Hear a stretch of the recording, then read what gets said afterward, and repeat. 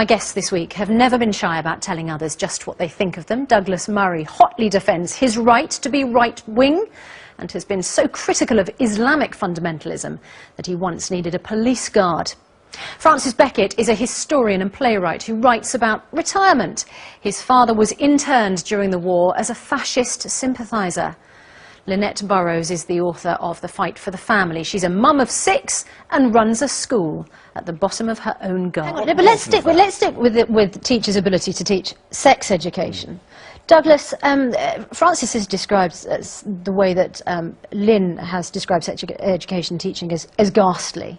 Do you think there is an age where it is appropriate to teach sex education to children, or do you have a concern about it? No, I thought it was pretty ghastly too, but I think there's a truth there somewhere, which is that we are doing something badly wrong at the moment. I think that's fairly obvious.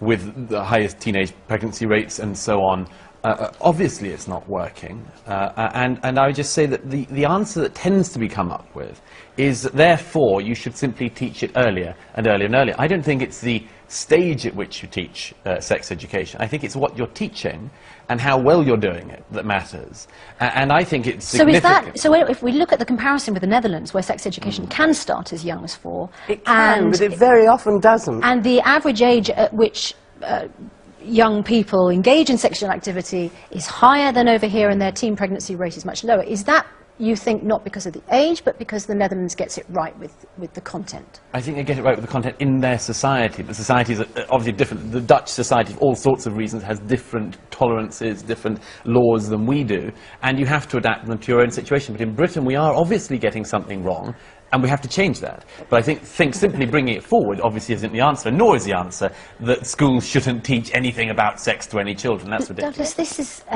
as Dr. Jan McVarish has pointed out, this is not a value-free lesson, is it? Yeah. Or can it be?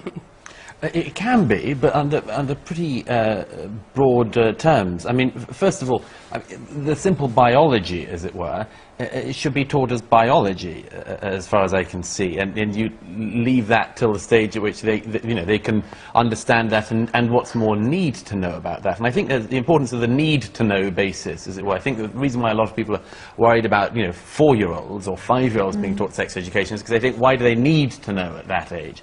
But when you come to the years where you do need to know about the biology, then of course you have to be taught that. And you can be taught that as fact. You don't have to be given, it's not as it were opinion, how babies are made. And but then you come on to the other part of the issue, the non-biological part, as it were, about how you have loving relationships. And I think that can be done in a pretty values-free way, or at least in a way which everyone can agree on, which is to imbue children with the idea that whatever relationship they have or aspire to, it should be one in which they care for people, in which they respect people. I don't think anyone could disagree on very broad parameters like that. This all smacked, Douglas, of sort of throwback to Eastern Europe in the Cold War. Oh, no, not at all. I mean, I think anyone who knows what happened in Eastern Europe during the Cold War can possibly make that comparison. Informing on neighbours? Well, firstly, I mean, as far as shopping illegal immigrants, which is what Cameron asked for, I mean, I think this is a citizenship question. I mean, if you are a taxpayer and you pay into the system, then people who have never paid into the system and who are here illegally, as opposed to legal immigrants, then of course they're costing everybody, and your duty as a citizen to stop that shouldn't be so much of a problem. And as for the thing of reporting on people who might well be becoming terrorists, I mean, again, I mean, if you think somebody is likely to be the sort of person who'd go and blow something up, then who wouldn't take interest? I mean, in the days when the IRA campaigns were at their height, who didn't on public transport if they saw a suitcase? Who didn't look around and say to everybody, whose suitcase is it? Check it. That wasn't spying on people. It's just being a good citizen. I mean, otherwise, what do? Get off the train and leave the rest to it? I mean, yeah, well, they should get rid of those before they turn on the citizen and say, you do the job. But Lynette, that's not an either-or. I mean, we could, for instance, agree that the government has lost a lot of illegal immigrants Yes. and still want to help them. I mean, are you suggesting we just shouldn't help and punish the government? No, I think it's a bad thing to ask people, citizens, to spy on one another. They're not asking anyone This to is not spy. the same as what you're saying about the bag left on a thing. Of course, that's common sense to say, whose bag is this? But to be sniffing round, making perhaps one or two inquiries but to see if they've nobody's got been any asked to links. do that. I have to say, that's just flat out wrong. No one has been asked to spy on anyone. Well, to report on them. The government has asked that where people are in a position of supervision over young people and they see somebody becoming the type of person who was a radical, they hear them espousing the sort of views that would lead to mass murder, then they should say something, and that is about being So, responsible. Francis, you're... Treading on extremely dangerous territory. Douglas? Nobody doubts that mistakes have been made, mistakes will be made in the future. No law or its pursuit is ever perfect. But I mean, there are cases, there have been cases like Rizwan's in Nottingham. And then on the other hand, there have been cases where people have not reported situations when they have actually been people who have aspired to carry out terrorist acts. There was a conviction a few years ago of a student in Scotland who had been looking at beheading videos on his university's computers. Nobody had reported him precisely because they feared that if they did, they would be accused of being prejudiced in some way. And that person was somebody who went on to be convicted for terrorist acts. So, of course, mistakes will be made, have been made, but we shouldn't pretend that this isn't something that should concern us. Rizwan? The individual that Douglas is referring to is Atif Sadiq. He was actually acquitted, even though he was convicted under the Terrorism Act. He was eventually acquitted and released, and it was declared to be a miscarriage of justice. I'd just like to clarify that. But Haris Rafiq is Muslim director of Sentry, an organisation which counters extremism. Haras, you want people to report on each other if they do suspect that their views may be, I don't know, dodgy. Is that one way to describe it? But Rizwan says unless there's direct evidence of criminality, then that is not anybody's duty.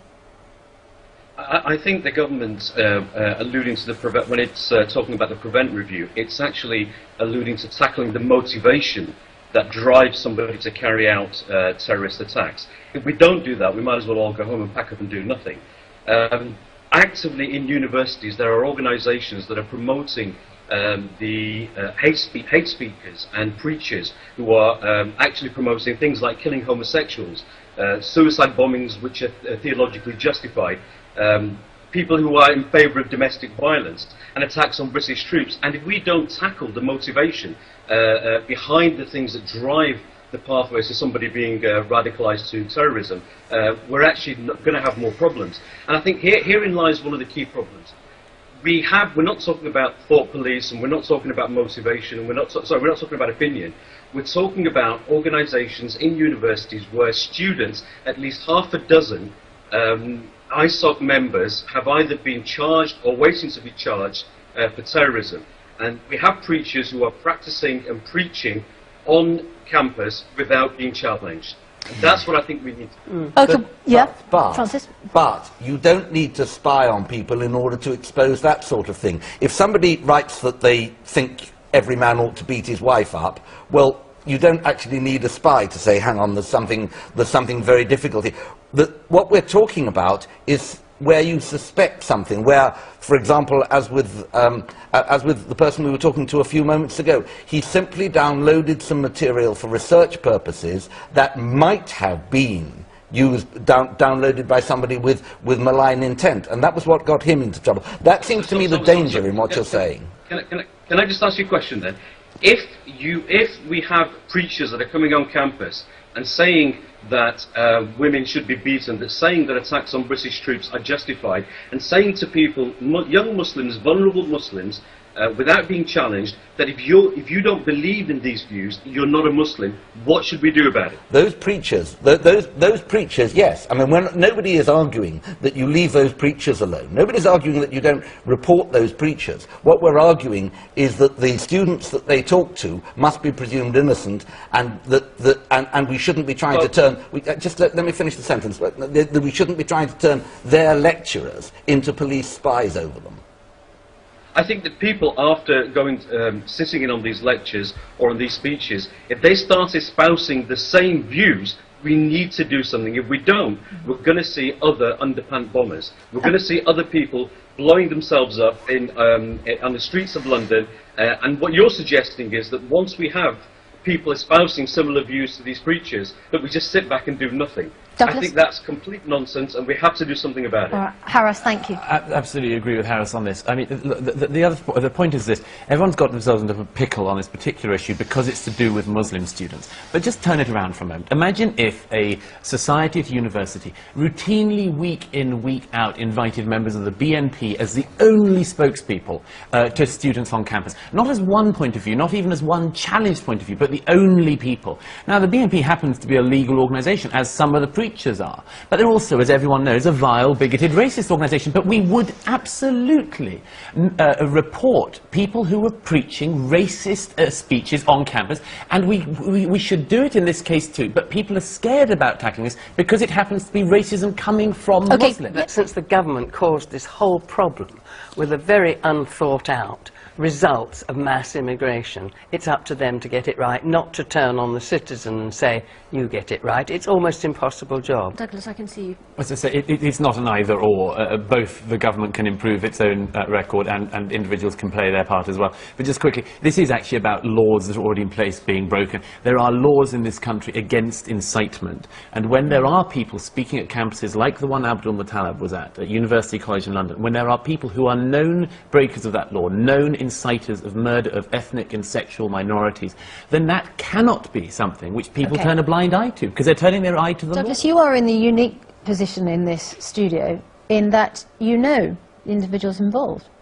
Do you not? Yeah, well, as it happens, I know Adam Werrett and Liam Fox, and I think they're both very decent and honourable people, and I think they've had a week of having their reputations and their lives completely trashed by the press. And I do think it's worth saying that there's no doubt about it, there was some blurring of the boundaries that should have been addressed, should have been looked at, shouldn't have gone on this far. But the way in which this week the press has reported this as if, as it were, the problem was that Liam Fox was becoming the story, and that's why he had to go. By Friday, people were saying, well, he's become the story, it's a distraction, therefore he has to go. He'd become the story because people had kept on making him the story. A lot of stories have come out in the last week that are simply not Which people true. had made him the story? I think you mean newspapers. Newspapers. Is what I mean. But the thing is, it wasn't the newspapers that kept it going. It was Liam Fox kept it going by drip feeding information. He was continually, just let me make the point, he was continually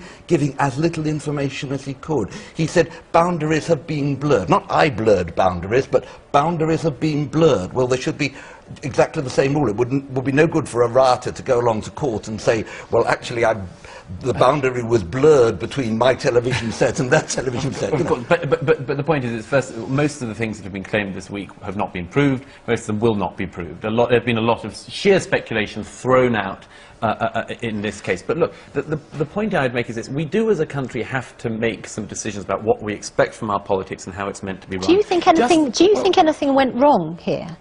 Do you think Liam Fox and Adam Werrett did anything wrong? I can't see anything myself yet, and there may yet be stuff to come out. But I think that we're in the following situation. People are complaining when government have too many advisors who are paid by the taxpayer. They complain, as happened the other week with Nick Clegg, when there are unpaid people being exploited working for politicians. And now there's only one other way you can do this, which is for somebody to be paid by party funders. But Liam Fox already had three advisors paid by the taxpayer. You might need more than three to deal with the MOD. Well, he But may you have have to do it briefly, sadly. He may have been a very good defence secretary, but it's interesting that Adam Werrett was firstly a health lobbyist when he was at health, then suddenly became a defence lobbyist when Liam Fox moved to defence. It's all that may have been grubby. an error of judgment, but in terms of judgment at the Ministry of Defence, he showed Okay. terrific judgment. Douglas, if we linked pension age to life expectancy, one organisation has said that somebody who's 17 now doing their A-levels will not be retiring until they are 77